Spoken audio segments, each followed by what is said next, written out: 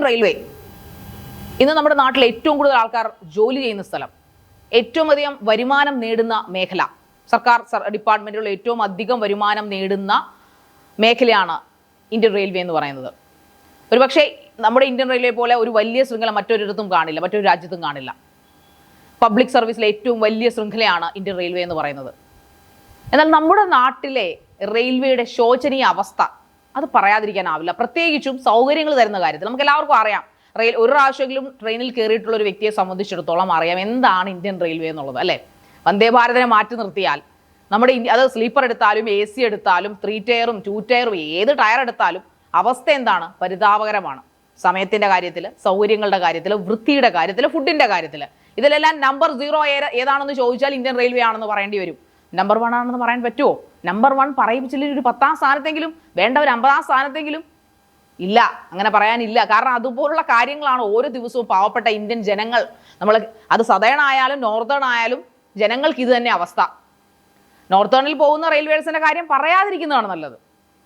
കാരണം പശുക്കളെയും ആടുകളെയൊക്കെ ഇതിലും കാര്യമായിട്ട് കൊണ്ടുപോകും. പക്ഷേ ജനങ്ങളെ അങ്ങനെയല്ല കൊണ്ടുപോകുന്നത്. ഇപ്പം നമ്മുടെയൊക്കെ നാട്ടിൽ നമുക്കറിയാം, ദൂരയാത്രകൾ ചെയ്യാൻ ഇപ്പോൾ ബാംഗ്ലൂർ, കർണാടക, തമിഴ്നാട്ടിലൊക്കെ പോകുമ്പോൾ ഒരു 1 ഓവർനൈറ്റ് സ്പെൻഡ് ചെയ്യേണ്ടി വരും നമുക്ക് സ്ലീപ്പർ കോച്ചുകളിൽ. സ്വാഭാവികമായിട്ട് നമുക്ക് അതുവരെയുള്ള ഭക്ഷണം കെട്ടിപ്പൊതിഞ്ഞുകൊണ്ട് പോകാൻ ഒരിക്കലും സാധിക്കില്ല.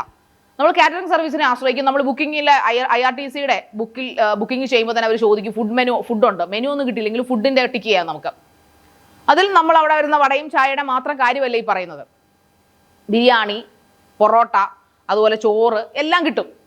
പക്ഷേ പ്രശ്നം അവിടെയല്ല, ഇതിൻ്റെ ആ ഒരു ക്വാളിറ്റിയാണ്. കഴിഞ്ഞ ദിവസം വന്ദേ ഭാരതിനെ പോലും സ്പെയർ ചെയ്തിട്ടില്ല എന്ന് ആലോചിക്കുമ്പോഴാണ് അതിൻ്റെ ഒരു ദുരന്തം, അതിൻ്റെ ഒരു അഴിമതിയുടെ വ്യാപ്തി നമ്മളിലേക്ക് എത്തുന്നത്. ഈ വന്ദേ ഭാരത് എന്ന് പറഞ്ഞാൽ ഇന്ത്യയുടെ ഒരു പ്രസ്റ്റീജിയസ് ട്രെയിനാണ് വന്ദേ ഭാരത്. വിമാനത്തോടൊപ്പം നിൽക്കുന്ന ക്ലാസിക് സൗകര്യങ്ങൾ ഒരുക്കുന്ന ഒരു അടിപൊളി ട്രെയിൻ സർവീസ്. പൈസ വലിയ കുഴപ്പമില്ല, എന്നാൽ പോലും നമുക്ക് പോകാം. ഒരു സാധാരണക്കാരനും വേണമെങ്കിൽ വല്ലപ്പോഴും ഒക്കെ കയറി പോകാവുന്ന ഒരു സർവീസാണ്. വിമാനത്തിൽ കയറാൻ സാധിക്കാത്ത ഒരാൾക്ക് വന്ദേ ഭാരതിൽ കയറി ആത്മനിർവൃതി അടയാന്നൊക്കെയാണ് റെയിൽവേയുടെ പരസ്യം. പക്ഷെ വെറുതെയാ, നേരെ ഹോസ്പിറ്റലിലേക്ക് പോകേണ്ടി വരും. ആത്മാവ് ചിലപ്പോൾ നമ്മളിൽ നിന്ന് നിർവൃതി അടയാതെ ചിലപ്പോൾ പറന്നു പോകും. കഴിഞ്ഞ ദിവസം നമ്മുടെ കേരളത്തിലെ വന്ദേ ഭാരതിൽ യാത്ര ചെയ്ത യാത്രക്കാരന് കറിയിൽ നിന്ന് ചത്തപല്ലി കിട്ടി. അദ്ദേഹം ഇറങ്ങി നേരെ ഹോസ്പിറ്റലിലേക്കാണ് പോയത്. ഒന്ന് ആലോചിച്ച് നോക്കുക. നമ്മുടെ റെയിൽവേ കേറ്ററിംഗ് സർവീസിന്റെ മേന്മയെ കുറിച്ചാണ് പറയുന്നത്. ഇതിന് മുമ്പ് പല വാർത്തകളും കഴിഞ്ഞ ദിവസം കൊച്ചിയിലൊരു വാർത്ത ഉണ്ടായിരുന്നു. റെയിൽവേ കേറ്ററിംഗ് സർവീസുകാർ ചെയ്യുന്ന ചായയിലും അതോടൊപ്പം കറികളിലും ചേർക്കുന്ന കോളിഫ്ലോം അടങ്ങിയ, അതായത് ഈ പറയുന്ന കക്കൂസ് മാലിന്യം അടങ്ങിയ വെള്ളമാണ് അവർ നമ്മുടെ റെയിൽവേ പാചകം ചെയ്യാനായിട്ട്, റെയിൽവേയിലെ ആഹാരങ്ങൾ പാചകം ചെയ്യാൻ ഉപയോഗിക്കുന്ന റിപ്പോർട്ടുണ്ടായിരുന്നു. എന്നാൽ എന്താണ് റിപ്പോർട്ട് ചെയ്ത് സംബന്ധിച്ചും ഈ കരാറുകാർക്ക് എന്ത് സംഭവിക്കുന്നു? പിന്നീട് അവരെ പറഞ്ഞു വിടുവോ? ഇല്ല. അവർ മറ്റ് പേരുകളിൽ മറ്റ് സബ് കോൺട്രാക്ട് എടുത്തുകൊണ്ട് പിന്നെയും അവർ തന്നെയാണ് ഇതെല്ലാം ചെയ്യുന്നത്. ബൃന്ദാവൻ സത്യ, അതായത് ടോപ്പ് ആദ്യത്തെ ഒരു 30% കാറ്ററിംഗ്, ഇന്ത്യയിലെ 30% കാറ്ററിംഗ് സർവീസും അവരാണ് കൈകാര്യം ചെയ്തത്. ഇന്ത്യൻ റെയിൽവേയുടെ അവരാണ് കോൺട്രാക്ട് പിടിച്ചിരിക്കുന്നത്. ഇവരെ പലവട്ടം, ഏതാണ്ട് 10ഓ 20ഓ തവണ ഇവരുടെ ഫുഡ് മോശമാണെന്ന് പറഞ്ഞ് റെയിൽവേ പിഴയിട്ടിട്ടുണ്ട്. പക്ഷെ ഇവർ പിഴ അടയ്ക്കുന്നു, അവർ സബ് കോൺട്രാക്ട് കൊടുക്കുന്നു. അടുത്തത് അവരതേ വൃത്തികെട്ട ഭക്ഷണങ്ങൾ പിന്നെ ആരാണോ അവർക്കെതിരെ പരാതി കൊടുത്ത് അവരെ കൊണ്ട് തന്നെ തീറ്റിക്കുന്നു. എത്ര മനോഹരമായ ആചാരങ്ങളല്ലേ! ഇന്ത്യൻ റെയിൽവേയിൽ യാത്ര ചെയ്ത ഭക്ഷണം കഴിച്ച് ഫുഡ് പോയിസൺ അടിക്കാത്ത വളരെ കുറച്ച് ആൾക്കാർ മാത്രമേ കാണത്തുള്ളൂ. അല്ലെങ്കിൽ അവർ പട്ടിണി കിടക്കണം, അല്ലെങ്കിൽ വെറും വെള്ളം മാത്രം. വെള്ളവും പോലും നമുക്ക് വിശ്വസിക്കാൻ പറ്റത്തില്ല. കാരണം പല ബ്രാൻഡഡ് വെള്ളങ്ങളിലും ഈ കക്കൂസ് മാലിന്യങ്ങൾ, അതിന്റെ രോഗാണുക്കൾ, കോളിഫ്ലോം രോഗാണുക്കൾ അടങ്ങിയിട്ടുണ്ടെന്നാണ് കണ്ടെത്തൽ. റെയിൽ നീറെന്ന് പറഞ്ഞൊക്കെ ഇറക്കുന്നുണ്ട്. അപ്പോൾ ഈ പല വ്ളോഗേഴ്സും കൃത്യമായിട്ട് റിപ്പോർട്ട് ചെയ്യാറുണ്ട് റെയിൽവേയുടെ ഭക്ഷണം. ചിക്കൻ ബിരിയാണി വളരെ വളരെ ഫേമസ് ആയിട്ടുള്ള വ്ളോഗേഴ്സും സാധാരണ വ്ളോഗേഴ്സും ഒക്കെ അവരൊരിക്കലും വ്ളോഗിങ് ചെയ്യാത്തവർ പോലും വീഡിയോ എടുത്ത് ചെയ്യും. ഞങ്ങൾ കഷ്ടകാലത്തിന് മേടിച്ച് കഴിച്ചുപോയി, അവസ്ഥ ദുരന്തം. എന്തിനാണ് ഇങ്ങനെ ഭക്ഷണം കൊടുക്കുന്ന ആൾക്കാർക്ക്? സൗജന്യ ഭക്ഷണമല്ല റെയിൽവേ, എന്തായാലും സൗജന്യ ഭക്ഷണമല്ല ചെയ്യുന്നത്. നമ്മൾ പൈസ കൊടുത്താണ് വാങ്ങിക്കുന്നത്. എന്തോരം വരുമാനമുള്ള ഒരു ഡിപ്പാർട്ട്മെന്റാണ്, നഷ്ടത്തിലോടുന്ന ഡിപ്പാർട്ട്മെന്റ് അല്ല റെയിൽവേ. പക്ഷെ എന്തുകൊണ്ട് സൗകര്യത്തിന്റെ കാര്യത്തിൽ, വൃത്തിയുടെ കാര്യത്തിൽ, ഭക്ഷണത്തിന്റെ കാര്യത്തിൽ റെയിൽവേ ഇങ്ങനെ അനാസ്ഥ കാണിക്കുന്നു? അപ്പോൾ അഴിമതിയാണ്. ഇതിന് കൂട്ടു നിൽക്കുന്നത് ഉന്നത ഉദ്യോഗസ്ഥരും അതിന്റെ വൻകിടക്കാരും അതോടൊപ്പം കോർപ്പറേറ്റുകളും. ഇതിന് ഓരോരുത്തർക്കും ഓരോ share of money, crores of money share കിട്ടുന്നുണ്ടാവും, ഗുണ്ടാപിരിവൊക്കെ നടത്തുന്നത് പോലെ. അപ്പൊ എന്താണ് നമ്മുടെ ഒരു ക്രെഡിബിലിറ്റി, നമ്മുടെ രാജ്യത്തിന്റെ ഗവൺമെന്റിന്റെ ക്രെഡിബിലിറ്റി? നമ്മുടെ ഒരു റെയിൽവേ എന്ന് പറയുന്നത് ഇന്ത്യയുടെ അഭിമാനമായിട്ട് മാറുന്നതിന് പകരം അതിൽ കയറി ഒരു വിദേശി വന്ന് അതിൽ കയറി കഴിഞ്ഞാൽ തീർന്നു ഇന്ത്യയുടെ അഭിമാനമല്ല, തറയിൽ കിടന്ന് ഒഴുകും. എത്ര പ്രമാദമായ, പ്രത്യേകിച്ചും ദൂരയാത്രകളുടെ ട്രെയിനുകൾ നമ്മൾ യാത്ര ചെയ്താൽ ഒരുവിധപ്പെട്ട സ്ത്രീകളോ പുരുഷന്മാരോ ഒന്നും അതിൽ ബാത്റൂമിൽ പോകില്ല. ബിക്കോസ് വേറെ നമ്മൾ എങ്ങനെ പോകും? അത്രമാത്രം അവസ്ഥയിലാണ് ഓരോ ബാത്റൂമും റെയിൽവേയുടെ ഓരോ ബോഗിക്കും ബാത്റൂംസ് ഉണ്ട്, ടോയ്ലറ്റ്സ് ഉണ്ട്. നാറ്റം കൊണ്ട്, ദുർഗന്ധം കൊണ്ട് അവിടെ ഇരിക്കാൻ പറ്റാത്ത അവസ്ഥയാണ്. അപ്പൊ പാസഞ്ചർ ട്രെയിനുകളുടെ അവസ്ഥ എന്താണ്? ഇതുപോലെ ലോങ് ട്രെയിൻസിന്റെ അവസ്ഥ ഇതാണെങ്കിൽ പാസഞ്ചർ ട്രെയിനുകളുടെ അവസ്ഥ എന്തായിരിക്കും? ലോക്കൽ ട്രെയിൻസിന്റെ.